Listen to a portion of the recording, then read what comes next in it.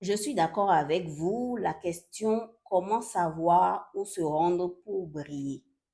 Le commentaire vient d'une vidéo où je parlais en fait d'aller dans des endroits où on est vu, valorisé et respecté. Parce que pour briller, pour atteindre notre plein potentiel, il faut un environnement qui non seulement nous accepte, mais qui nous met aussi en lumière. Donc, comment reconnaître cet endroit? Essentiellement deux choses. Suivre son intuition et surtout être prêt en soi-même à se challenger et à se confronter au changement. Parce que l'endroit où vous allez briller ne va pas vous apparaître comme ça tout à coup par magie. Ce n'est pas une révélation soudaine qui tombe du ciel. Il faut une certaine réflexion, une introspection profonde. Et souvent, il y aura une transition. C'est un processus. Parfois inconfortable, mais toujours nécessaire. Exemple concret, une dame a dit dans les commentaires de la même vidéo, et si c'est dans mon foyer que je m'éteins? La réponse ne sera pas de sauter directement et d'atterrir dans un autre foyer, comme si on changeait juste de décor. Non.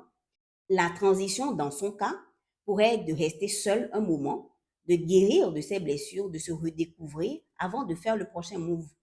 Et ce temps de pause, même s'il est difficile, ce sera parfois la condition même pour se réinventer, s'écouter, trouver l'endroit qui lui conviendra mieux. Si c'est votre emploi, par exemple, qui vous donne cette impression, commencez par identifier pourquoi. Est-ce que c'est le salaire?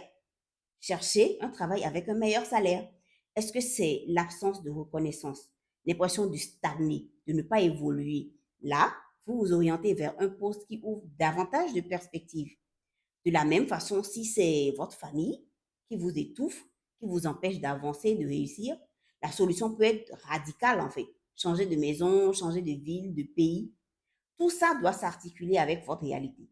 Votre intuition va vous guider et vous choisissez aussi en fonction des possibilités qui s'offrent à vous.